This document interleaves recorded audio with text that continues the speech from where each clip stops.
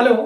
तो ये हमारा लेक्चर नंबर 10 होगा। लेक्चर नंबर 9 तक हम लोग कर चुके थे और ये जो हमारा वीडियो है ट्रिग्नोमेट्री का, उसमें हम लोग लास्ट कर रहे थे, फर्स्ट चैप्टर का लास्ट पे आ चुके थे। तो देखिएगा ध्यान से, जैसे एक इम्पॉर्टेंट प्रॉब्लम है ये। इस प्रॉब्लम को आप खुद से पहले एक बार ट्राई कीजिएगा सॉल्व करने का। अगर आपसे बन रहा है तो अच्छी बात है, और अगर नहीं हो पा रहा है तो आप हमारे इस वीडियो के माध्यम से सीखने का कोशिश करें, ठीक है। आपको ऐसा प्रॉब्लम बहुत जगह मिलेगा। सपोज कीजिए आपको दो ट्रायंगल गिवन मिलेगा, suppose A B C and second one is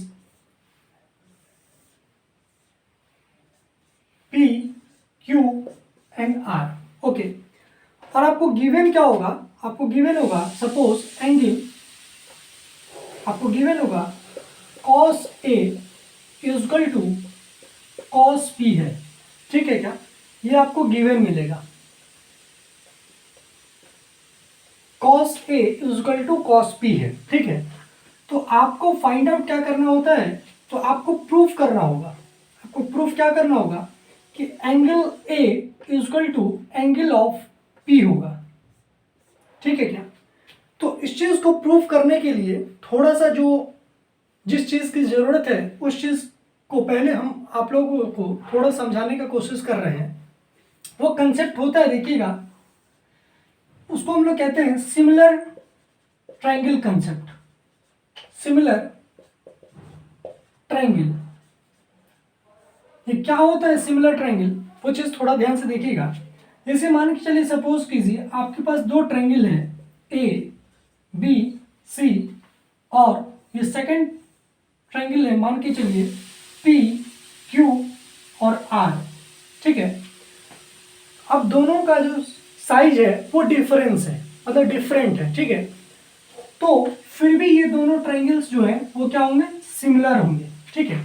आप क्लास 9th में पढ़े होंगे कन्ग्रुएंस एंड क्लास 10th में पढ़े होंगे सिमिलर।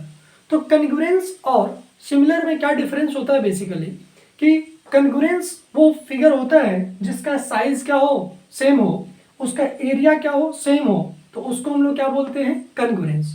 लेकिन ये कंडीशन सिमिलर के लिए नहीं होता है। सिमिलर ट्रायंगल्स के लिए क्या है कि दोनों का फिगर का जो लेंथ है, मतलब कि जो साइड है वो सेम होना चाहिए। आई मीन जैसे ये एक ट्रायंगल्स है और ये भी एक ट्रायंगल्स है, तो ये दोनों सिमिलर है, ठीक है क्या?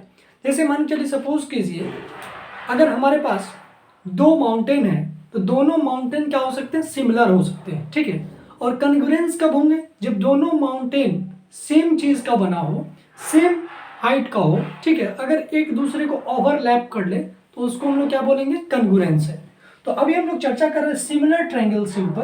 तो सिमिलर ट्रायंगल्स में क्या होता है, मान के चलिए कि अगर ए बी अपॉन, मतलब करस्पॉन्डिंग साइड्स का रेशियो अगर इक्वल है, जैसे A B upon P Q equal to है B C upon B C upon इसका करस्पॉन्डिंग साइड होगा दूसरे ट्रायंगल का Q R equal to A सी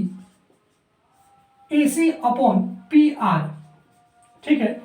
अगर मान के चलिए अगर कहीं ऐसा गिवन है तो इसका मतलब है कि ये triangle A B C and P Q R क्या है? सिमिलर ट्रायंगल्स है, ठीक है।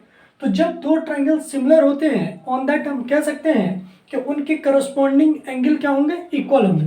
जैसे ए बी का अगर हम बात करें तो ये ए बी का ऑपोजिट एंगल अगर हम ले एंगल सी, तो पी क्यू जो साइड है ये पी क्यू, इसका ऑपोजिट एंगल क्या होगा? आर। इसका मतलब एंगल सी और एंगल ये जो आर है वो दोनों क्या होगा? इक्वल होगा, ठीक है। तो हम कह सकते हैं angle C equal to R. उसी प्रकार angle B equal to angle Q और angle A equal to angle P होगा, ठीक है। वो कैसे होगा? तो आप ऐसे भी सोच सकते हैं कि अगर इसको अगर हम के की इक्वेट करें तो angle A equal to P Q, तो वहां से क्या आ जाएगा? आपका दोनों का रेशियो जो है वो इक्वल आएगा, ठीक है। तो ये प्रॉपर्टीज है सिमिलर ट्रायंगल्स का, ठीक है। तो इसी चीज का थोड़ा सा हम यूज करेंगे थोड़ा इसको चलने के बाद। तो अभी बेसिक इतना पता होना चाहिए आप लोगों को, अगर थ्री साइड्स का जो करस्पॉन्डिंग साइड है, अगर तीनों का रेशियो सेम हो गया रहा है तो हम कह सकते हैं ये क्या है, सिमिलर ट्रायंगल्स है। ठीक है, अब देखिएगा थोड़ा ध्यान से इसको,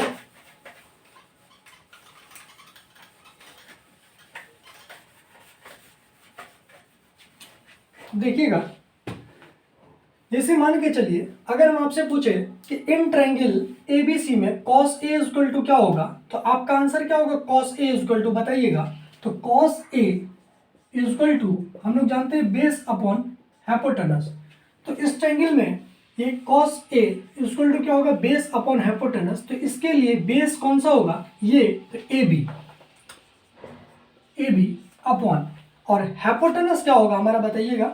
तो हाइपोटेनस चूंकि तो कांस्टेंट होता है जो हमेशा वही होगा, तो AC is the longest side, that's why AC is the hypotenuse. और अगर हम दूसरे ट्रायंगल में बात करें PQR में, तो cos P इक्वल टू क्या होगा, तो cos P equal to B by H, तो B upon H equal to, और इस ट्रायंगल में अगर हम P के लिए ले, ठीक है, तो इसके लिए बेस कौन सा होगा, PQ, तो लिखेंगे PQ अपॉन, और हाइपोटेनस मीन्स PR, सही है क्या।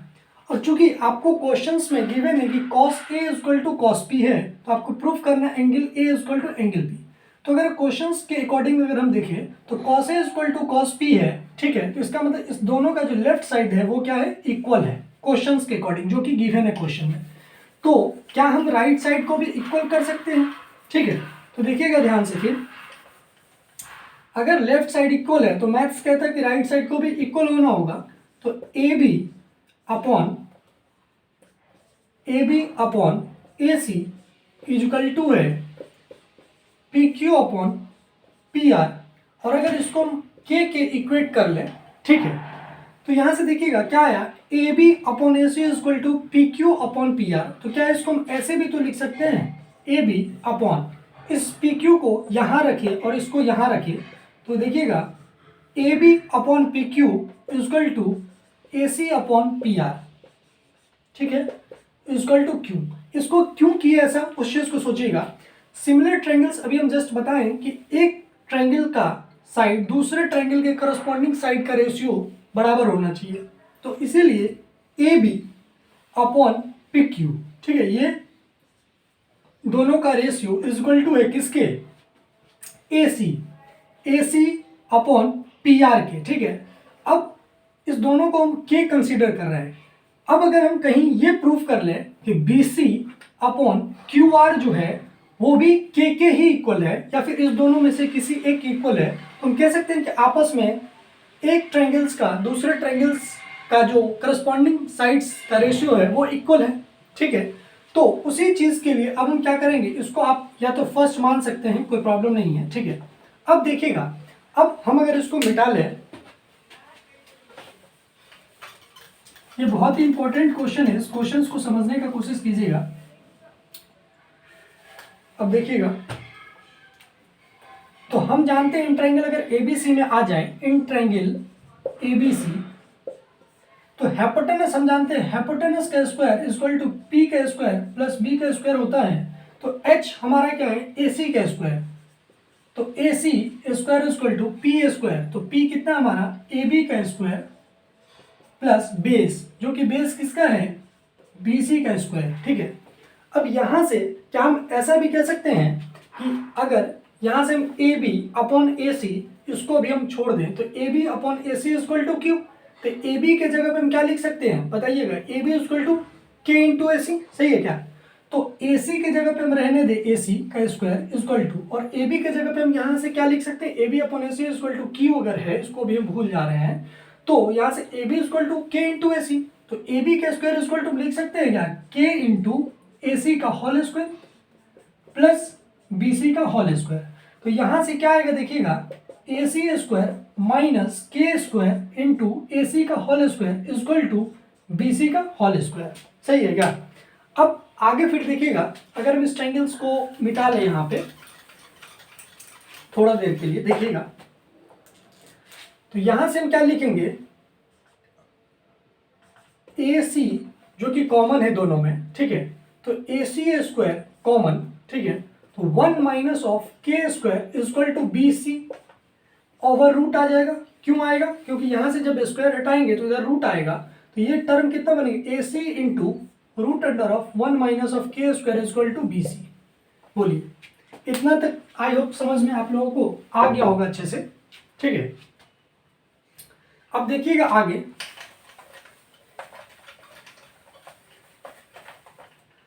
मान के चलिए कि BC का वैल्यू आपको गिवन है AC into root under of 1 minus K square, ठीक है। ये किस ट्रायंगल्स के लिए हुआ, ABC के लिए। उसी प्रकार अगर हम ट्रायंगल PQR के लिए लें तो क्या होगा, देखिएगा। हम डायरेक्ट अगर लिखने की कोशिश करें तो क्या लिख सकते हैं, आप सोच के फाइंड आउट करके बताइएगा, सही है क्या। 1 minus of K square is equal to what, तो BC हमारा क्या आ रहा था, बेस का, तो यहां से हम QR लिख ले क्या, बताइएगा। और इस दोनों को अगर हम इसको अगर मान के चलिए कि अगर हम सेकेंड इक्वेशन मान रहे हैं और इसको अगर हम थर्ड इक्वेशन मान रहे हैं और सेकेंड इक्वेशन और थर्ड इक्वेशन को अगर हम डिवाइड कर लें तो क्या आएगा बताइएगा। तो AC into 1 minus of K square upon PR into root under of 1 minus of K square is equal to BC upon QR। तो यहाँ से ये दोनों कैंसिल आउट होगा, तो हम कह सकते हैं AC upon PR is equal to BC upon QR, ठीक है। अब आप रेशियो अगर चेक करना चाहें, वो हमारा ट्रायंगल्स क्या था, ABC, तो हम क्या चीज देखे थे cos A equal to cos B में कि बेस अपॉन हाइपोटेनस, इसका मतलब AB upon AC equal to था, जब इस ट्रायंगल में ले रहे थे cos, तो मेरा क्या आया था, base upon hypotenuse PQ upon PR equal to Q, सही है क्या। तो आप देखिएगा AC अपॉन PR, ठीक है, AC अपॉन PR BC, ठीक है। तो अगर हम ऐसा कर लें कि BC को यहाँ रख लें, मतलब इंटरचेंज अगर हम करें, एक बार इंटरचेंज कीजिएगा, थोड़ा ध्यान से देखिएगा।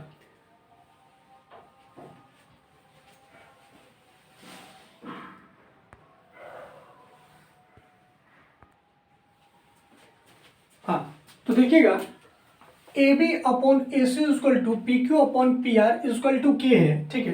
तो इस चीज को और उस चीज को अगर हम ऑब्जर्व करें तो क्या आप कुछ कॉमन देख रहे होंगे। अगर हम ऐसा करें इसको कि इस BC को यहाँ रख लें, ठीक है, और इस PR को यहाँ भेज दें, तो ये किसके बराबर होगा, AC upon BC equal to PR upon QR।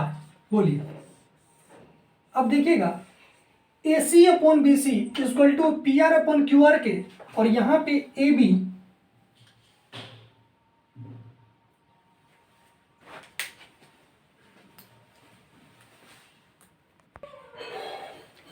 हाँ, तो देखिएगा AB अपॉन PQ, इसका मतलब AB upon PQ equal to है AC अपॉन PR के, जो फर्स्ट इक्वेशन के इक्वल की है।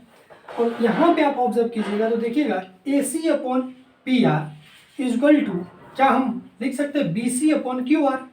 तो देखिएगा AC upon PR BC upon QR के बराबर है, और यहाँ से AC upon PR AB upon PQ के बराबर है, ठीक है।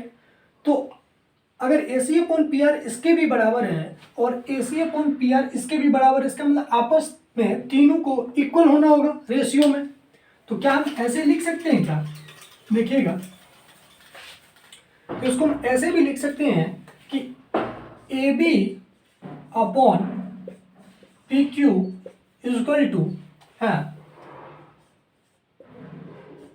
PR अपॉन, या इसको ऐसे लिखें AC upon PR equal to, हाँ, तो लास्ट में हमारा क्या बचा है, BC, तो BC अपॉन QR। बोलिए, एक बार चेक कर लीजिए क्या सही है। तो AB upon PQ equal to AC upon PR, जो कि K के इक्वल है, और यहाँ पे AC upon PR equal to BC upon QR, ठीक है। तो AC अपॉन PR जो है वो दोनों में कॉमन है, ठीक है। तो ये भी किसके बराबर होना चाहिए, K के बराबर। इसका मतलब आपस में तीनों को इक्वल होना होगा, और इसको हम कह सकते हैं K। तो अभी जस्ट सिमिलर ट्रायंगल्स के प्रॉपर्टीज के आधार से हम ऐसा कह सकते हैं कि इसका मतलब ट्रायंगल ABC सिमिलर है, ये साइन होता है सिमिलर का। अगर इसको हम ऐसे अगर लगा दे तो ये हो गया कॉन्ग्रुएंस, तो केवल अगर कैप लगा दें माउंटेन की तरह उसको बोलते हैं सिमिलर। तो इसका मतलब ट्रायंगल ABC सिमिलर है ट्रायंगल PQR से। तो इसका मतलब एंगल A एंगल P के बराबर होगा, angle B equal to angle Q होगा और angle C equal to angle R होगा। ठीक है, तो आपको प्रूफ क्या करना था कि angle A equal to angle P proof करना था। तो हम कह सकते हैं हेंस प्रूव्ड, हेंस प्रूव्ड।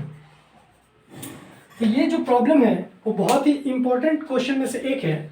तो ये प्रॉब्लम्स को आप अपने क्लास नोट्स में एक बार नोट डाउन कर लें। अब खुद से दो प्रॉब्लम्स का प्रैक्टिस कीजिएगा जो सिमिलर प्रॉब्लम्स है।